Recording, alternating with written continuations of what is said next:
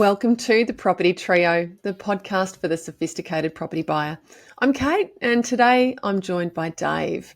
Dave, today's topic is one that a lot of people who would like to enter the property market are thinking about: how to increase borrowing capacity to maximise their property buying, refinancing and investments. We've seen a lot of interest in this topic, and I know you've got some brilliant strategies to share, so stick around to learn about how lenders assess your borrowing power and the impact your existing debts have on your borrowing power, how lender policies play a huge role, how lenders collect and assess your living expenses, and what happens to your borrowing capacity if you can trim $500 or even $1,000 from your monthly living expenses, and we'll provide you some practical ways to do it. Sounds good to me, Kate. Let's jump into it. So, look, borrowing capacity isn't just about how much you earn. It's also about how you structure your finances, manage your expenses, and position yourself strategically. And I think there's lots of layers to how your borrowing capacity is determined, and it's sort of quite unknown. A lot of people, don't really understand how their borrowing capacity is determined, and they'd like to know, so they can feel like they have more control over what's the right purchase price for them, how much money they can access, or changes they can make to enable them to be able to borrow the amount they feel like is affordable to them. So we thought we'd unravel some of that in today's episode, and we'll probably do a second episode on this topic as well, because there's a fair bit to cover, and it's probably the most asked question of would-be borrowers that we see, and also that gets out in the ether that people Google and ask Mr. Google or ChatGPT. So basically, whether you're buying your first home or looking to expand your portfolio, refinance, access equity, or improve your cash flow, there are some powerful tactics to make sure you're borrowing smartly. And we'll take you through how your living expenses impact your borrowing capacity and how that works in today's lender world as well. And we've got plenty of insights to share outside of that. So we'll do another episode or two, as I just touched on how you can improve your borrowing capacity. Awesome. Well, let's start with the basics. How do lenders actually calculate borrowing capacity? Yeah, so look, basically they start with your income, so no surprises there. What they'll do is they'll factor in your salary. Then they'll also look at, less reliable parts of your income, such as bonuses, commissions, rental income, dividends, family tax benefits, and second jobs all count. But for most of those secondary types of income, they won't take 100% of those parts. So lenders will factor in, obviously, your net income after you've paid your tax. And with those secondary parts of income, often you might think, look, I earn this total amount of money, but with those variable components of income, lenders will often strip away 50% of that income, or it might be 20% if you've had like a clear 2-year history of earning that variable income, or they may not even consider it all. And this is the type of thing you need to understand, where to actually be ensuring you're basing your borrowing capacity off what a lender will consider, and why completing a borrowing capacity online won't necessarily be very helpful or accurate. So most people have complexities with their income. I'd say with the borrowers through our business, people might be surprised, but I would say it's like literally just 1 or 2 out of 10 who don't have some variability to how they earn their income. I'd say it's only 8 or 9 out of 10 who just have a basic straight salaried wage. So that's why that is one of the reasons why your borrowing capacity often will be very different to what you might think it would be. Yeah, it's fascinating, Dave. I'm always really nervous when someone says, I've done something online. In fact, I know we've talked about it on the show. I won't work with someone until they've had a full credit assessed pre-approval, or a relationship manager if they're a private banker, say to them, you're good to go, because there's such a differentiation. And you've touched on just the income related issues. And when I speak to strategic mortgage brokers, sometimes pay slips are very, very hard to nut out. And that's just for someone who's employed. I mean, think about medicos or people that have, different places of work within all of their roles. It's complex, and the online calculator is often wrong. So anyone going to market, or worse still, going to auction with an online assessment is taking a huge risk, in my view. Yeah, it's a good point. And it's not just that, like people might have changed companies during the financial year. So their payslip doesn't factor in the full year, or they might have been promoted during the financial year. So the current income is higher than what it was earlier in the year. And, often what will happen is the year-to-date earnings will be extrapolated to work out what they're on target to earn for the full year.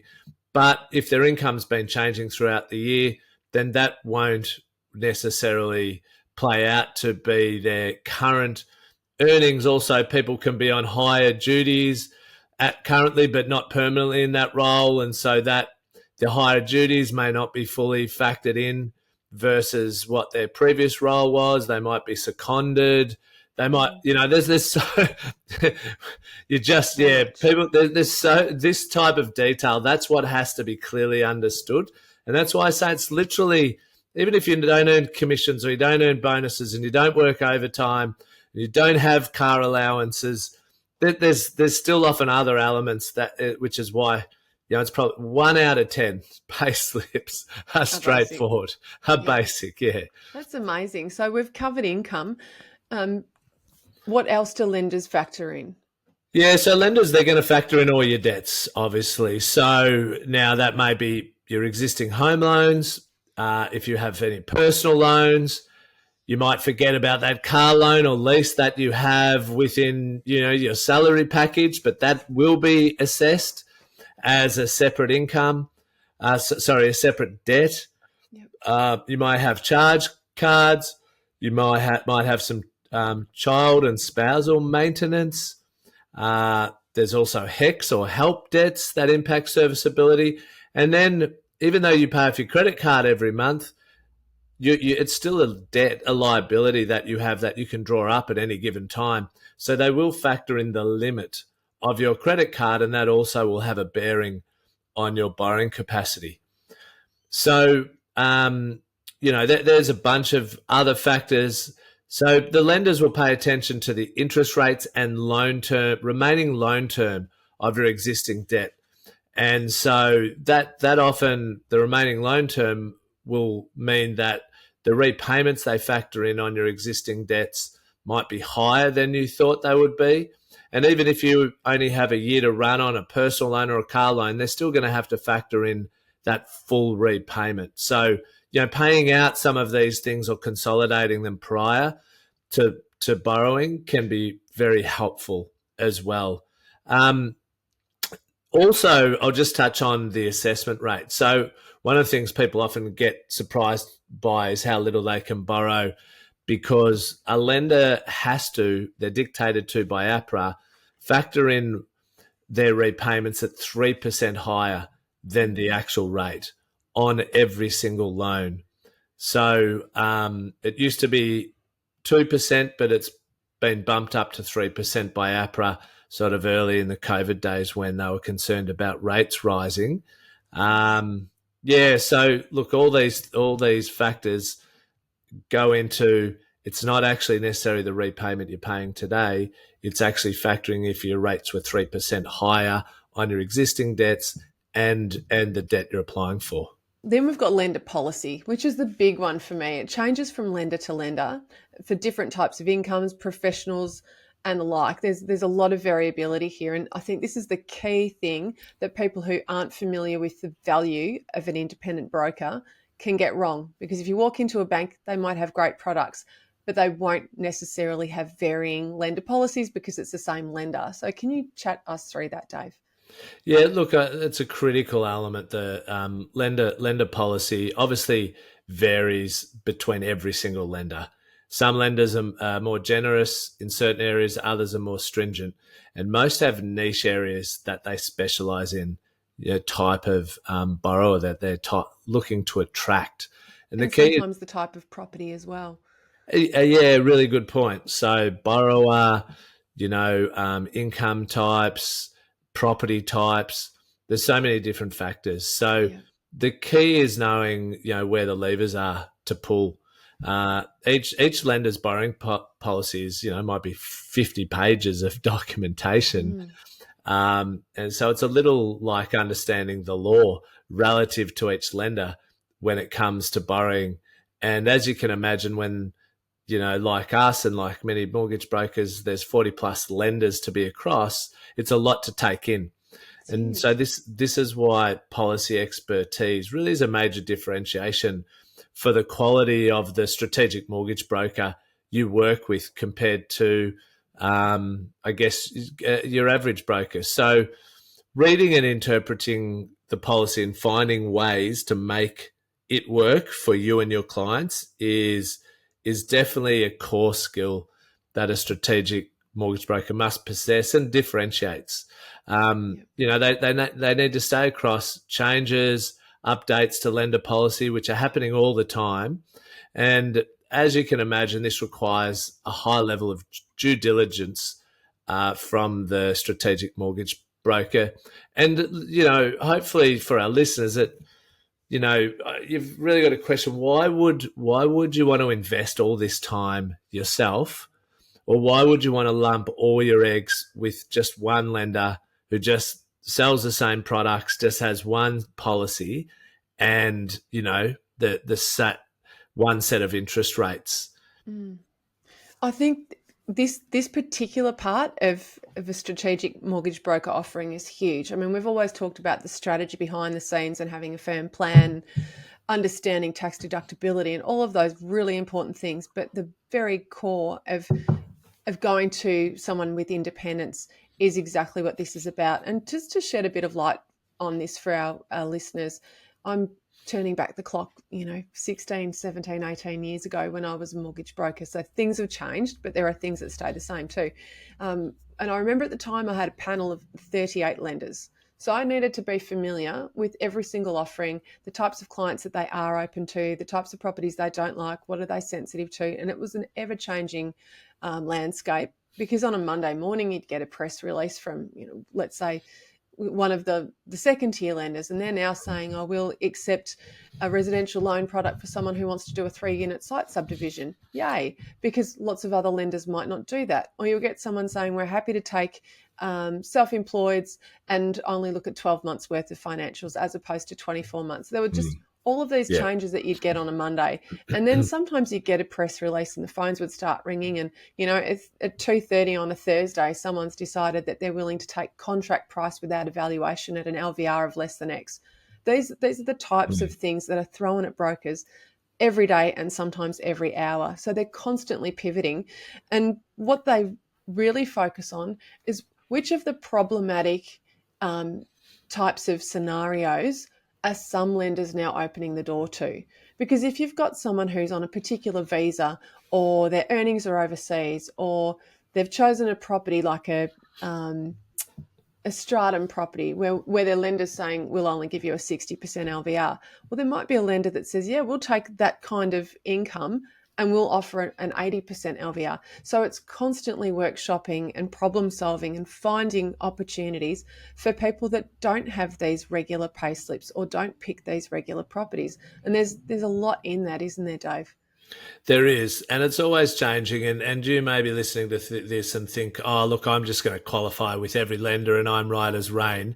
But you'd be surprised that this sort of matching the right lender or lenders to the borrower situation happens it's very common. It's more often than not that Yeah. you need to match that up. So, I think that's something we really want our listeners to appreciate is, there's going to be some nuance probably, we find to most people's circumstances. And so that's where, obviously having choice, having options, and working with the right strategic mortgage broker or advisor is so important.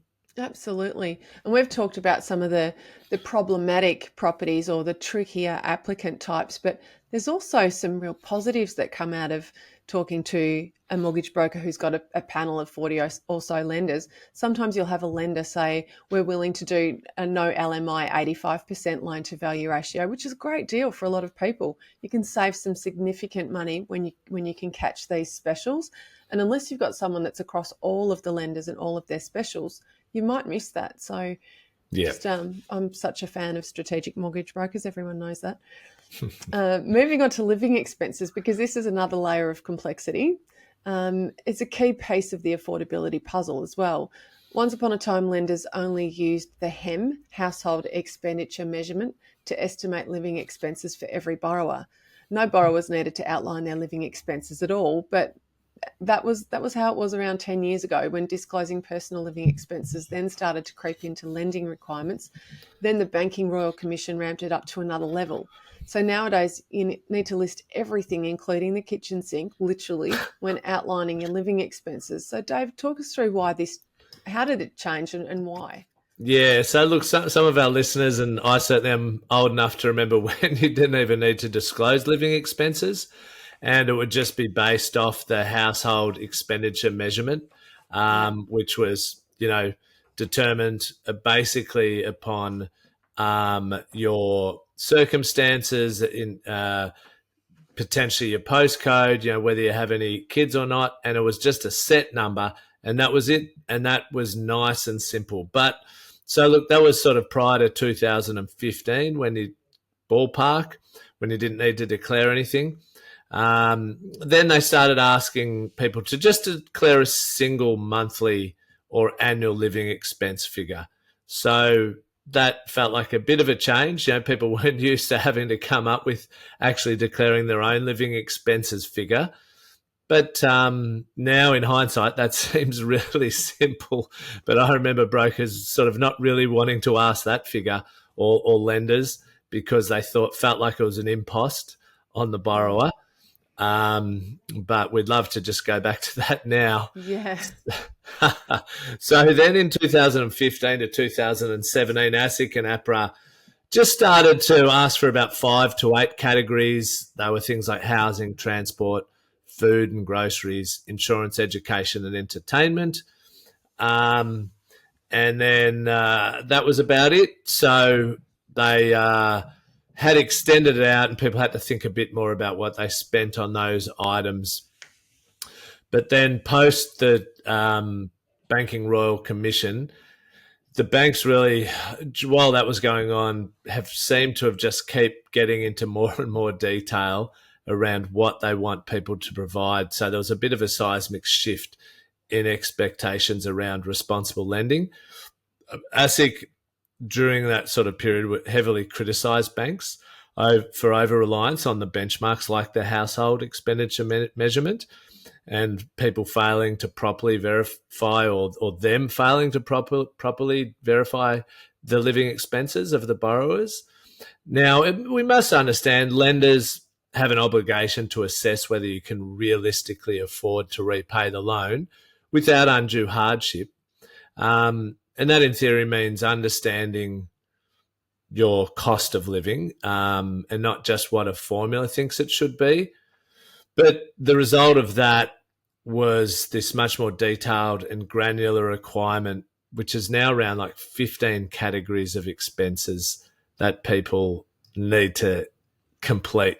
Yeah, we'll delve into them soon. Yeah, and lenders now also began scrutinising bank statements to actually cross-check against your spending habits, and they typically look at around 3 to 6 months transaction history to see if anything came out that hadn't been declared. And some also have started using automated expense tracking tools, so AI-driven tools to categorise your expenses automatically. Scary stuff. So unfortunately for us, or for you and your team, Dave, gone are the days when you can just jot down a single number for your monthly spending. Can you walk us through those different categories that borrowers are expected to break their expenses into? Yeah. So, and just before I do that, there still is a bit of a debate as to whether all these categories need to be provided. We'd love to see a lot less red tape and regulations, which make it so hard and time consuming for borrowers and mortgage brokers when organising loans. And this is just one element of the regulation that needs to be met. Yeah. Because there actually was a federal court case where ASIC tried to prosecute Westpac for using. Yeah, do you remember this? Yeah, I do. Yeah, so they were trying to prosecute Westpac and pretty much get it into law that you couldn't use a household expenditure measurement. And they alleged Westpac had breached this their responsible lending laws by not taking into account the borrower's declared expenses. But good old Justice Perham took the old school approach to lending and basically found that a customer's current living expenses weren't an important indicator of whether they could afford the loan. And he contended that they could be cut if necessary. And he made the now famous quote in his ruling that I may eat Wagyu beef every day, washed down with the finest Shiraz. But if I really want my new home, I can make do on much more modest fare. So very true.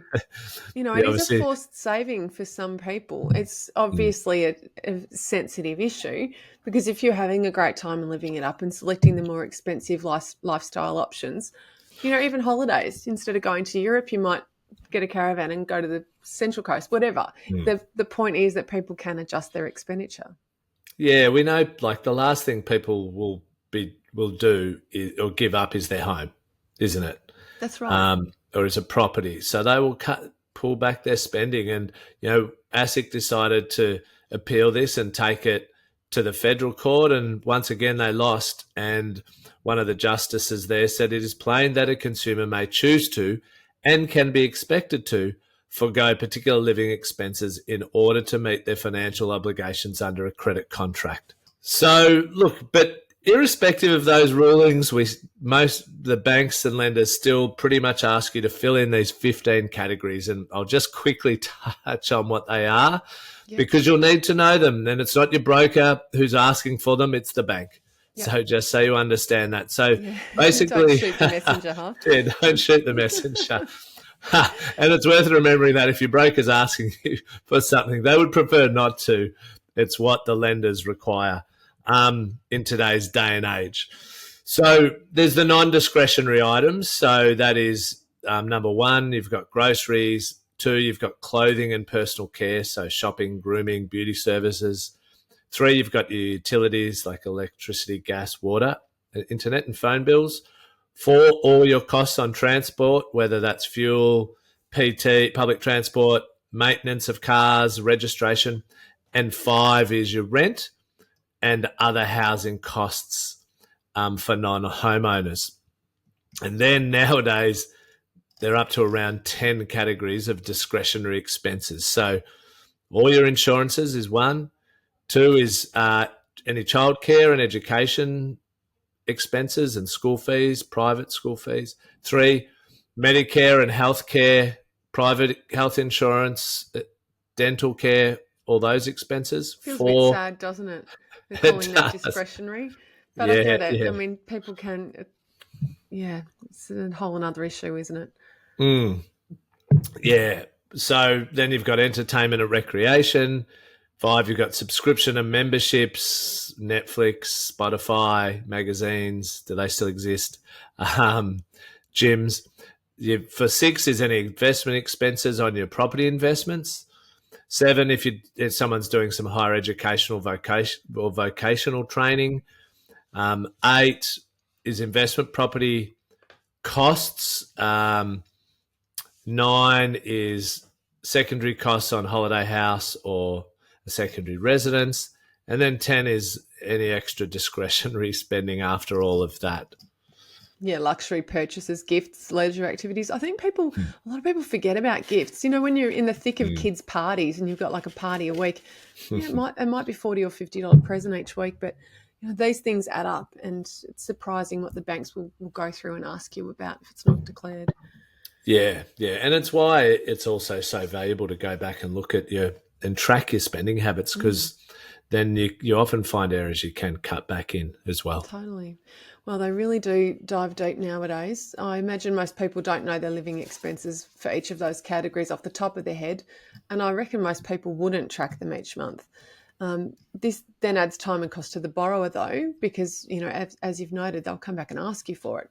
So it's a Mm. good example of how regulation costs people time, and it has an impact on the economy and productivity when you add all the red tape together and think about all the hoops that people have to jump through in today's climate. But that is another topic for another day. Yeah, that's exactly right, Kate. It really is a drag on efficiency and time, not just for borrowers, but for the whole lending process. And that's something that's been talked about by lenders and some politicians and borrowers. But yeah, there's certainly a lot of time spent on borrowers bringing together all those expenses, and then brokers and then lenders combing through them and having to review bank statements and cross-checking figures and making sure it all adds up. It's really triple handling. Mm. Um, so yeah, it does create a significant burden for everyone involved. Well, once you've gone to the trouble of declaring all your expenses across those categories, is HEM still being used as part of the borrowing capacity assessment? Yeah, so basically, every lender will cross-check your living expenses against the household expenditure measurement. So it is a key role, has a key role still behind the scenes, even though you need to declare and spell out in detail, as we've just covered, your living expenses. Yeah. Basically, HEM was developed by the Melbourne Institute of Applied Economic and Social Research, and it's based on the spending habits of Australian households. And it's designed to estimate the minimum level of household expenditure that's considered reasonable for basic living. So that means it's not about luxuries. It focuses on what's necessary for a modest but respectable standard of living. And it's derived from data from the Australian Bureau of Statistics Household Expenditure Survey, which tracks how real Australian households spend their money. And then it filters out the high end or discretionary spending to calculate the number that's relevant for the average person based on your situation. So HEM doesn't cover everything then. Can you give us some examples of the types of discretionary costs that aren't factored into HEM but can still impact a borrower's capacity if they're part of that person's regular spending? Yeah, look, so for example, a big one is private school fees. I remember when banks wouldn't ask what you paid in private school fees. And obviously that can have a big bearing on your total living expenses. But now they all want to know the actual school fees that are being spent and factor that in. The same goes for childcare or daycare costs. They're not factored into HEM. Um, Health insurance and out of pocket medical expenses are also not factored in. If you own investment properties, they used to not ask about and factor in the holding costs. And obviously, we know every property has holding costs. So that isn't factored into HEM. If you're doing any higher education or training, those fees are not factored into HEM, but you do need to disclose those nowadays. So yeah, look, there's a Pretty bunch of much those yeah, discretionary ones that all are the covered off. most of the discretionary ones are factored in nowadays, and basically then I'll look at that your household size, your income level, and then basically they have a lifestyle category, which will either be basic, moderate, or lavish. Generally, generally they'll use the moderate band, Yeah, but they do now adjust for the postcodes. So maybe interesting. yeah, if you're in certain Absolutely. suburbs, yeah, they're your estimated HEM will be higher than other suburbs. Yeah, interesting. I wonder if they check your Dan Murphy's orders or your favourite subscription wines. Yeah. Well, that will probably factor in as they look through I'll bet. the bank statements. Now, you spoke before about discretionary spending and lenders acknowledging that these could be reduced to accommodate for mortgage repayments. Now, we all, well, maybe not all of us, but a lot of us love our Uber Eats, Yeah. eating out at restaurants, going to shows, watching live sports and weekend getaways. But how does cutting back on discretionary spending impact borrowing power? Yeah, so I'll just give you a couple examples, and we'll do more of this in the next episode. Yeah. So if you're a single person earning 150,000 a year, and your living expenses are $2,800 a month, Yep. your borrowing capacity would be $790,000. But if your living expenses were $500 higher at $3,300 a month, then your loan size would be reduced by $65,000. And if your living expenses extended up to $3,800, so another $500 increase, Yep. then your loan size would reduce by, well, $125,000. So huge, isn't it? it's a big number. So pretty much in that example, for every $500 extra you spend or $500 you save, your borrowing capacity will change by $60,000. Yep.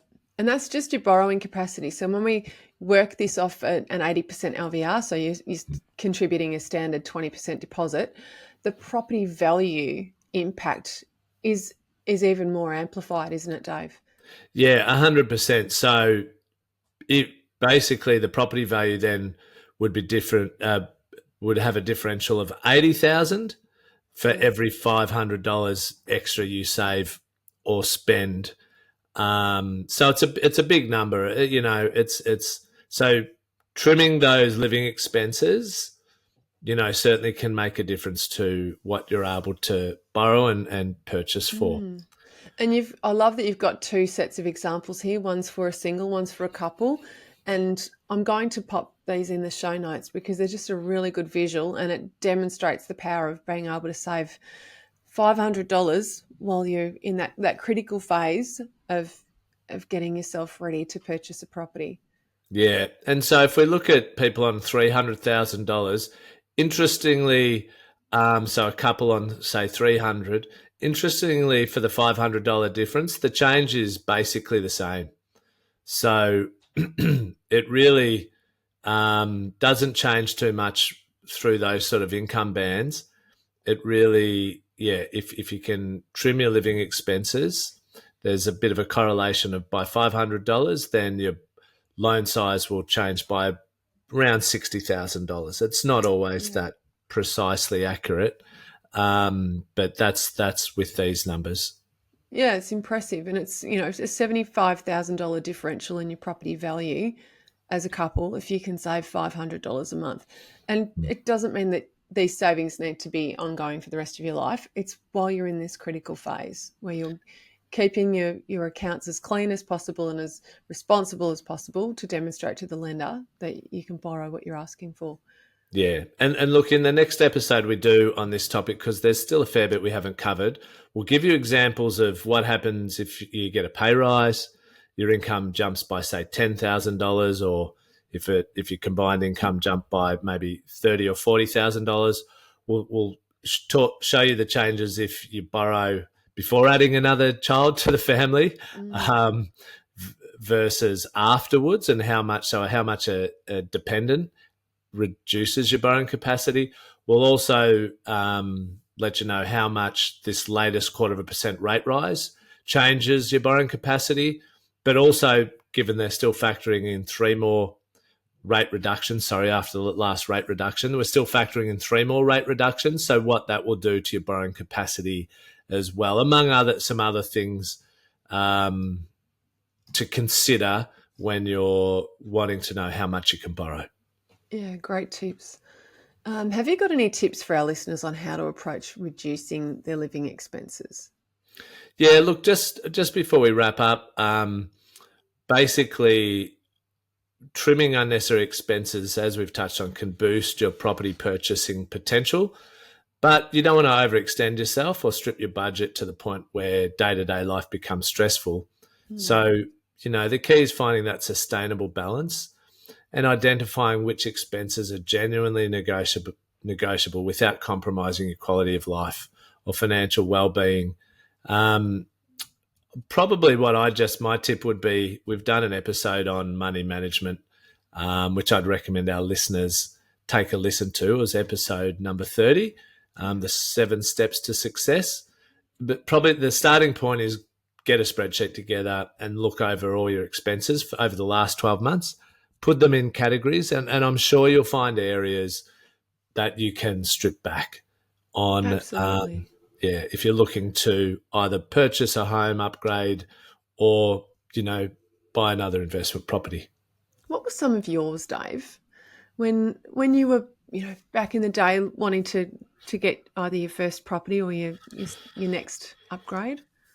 Oh, look, it's probably just that consciousness of the all the little things, like just not having any discretionary spending, not eating out, not getting takeaway, not buying as many clothes, not upgrading your sneakers as often, just being more miserly with, not going out with doing as much entertaining, or, going out maybe to sport or a movie, or it was just everywhere you could find the discretionary spending. It might have been, not going on holidays, not Cheaper going on holidays. a holiday.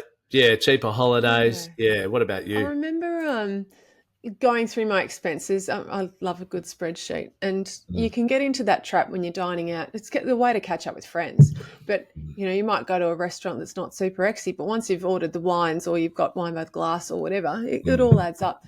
And I didn't want to miss out on catching up with my friends, and so we got into a really nice habit. We're all at a similar kind of stage in life as well, which was great. We were all focused on home acquisition, and we just had dinner parties at each other's houses, and you'd work it out. But when you're buying in bulk and you're cooking for yourself and you're buying cheap wine at Dan Murphy's rather than, that stuff can really help. But the other big one, and I maintain it to this day, is I make lunches for my family.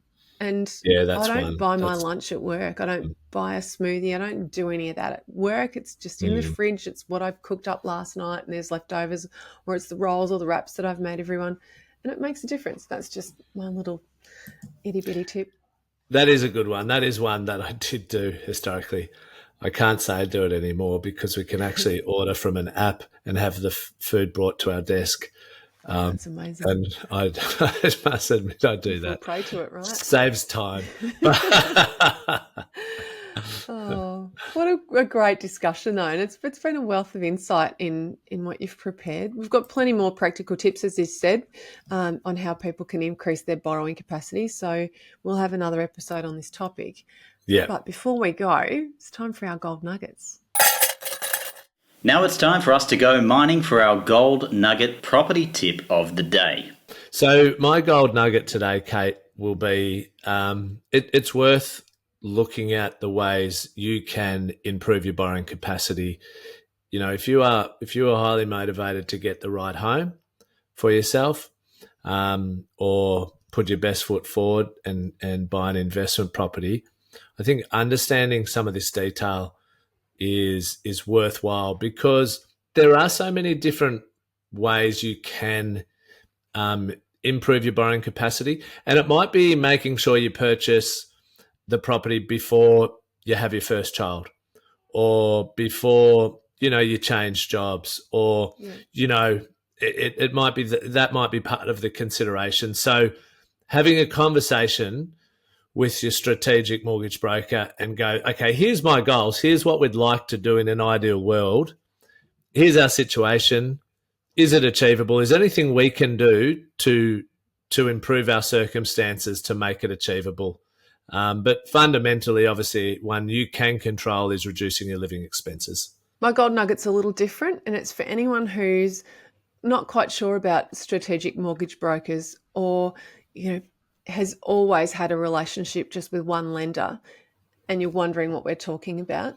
I would implore anyone to identify a good mortgage broker. Ask your friends, check forums, whatever. Talk to someone that you've had a good experience with if you have once upon a time chatted to a mortgage broker, and see what they can produce for you. They might be prepared to give you insight into the panel of lenders and the breadth of the offerings that they've got. They might be able to give you a couple of loan options in tandem, or they might just surprise you with one that's a standout offer for you.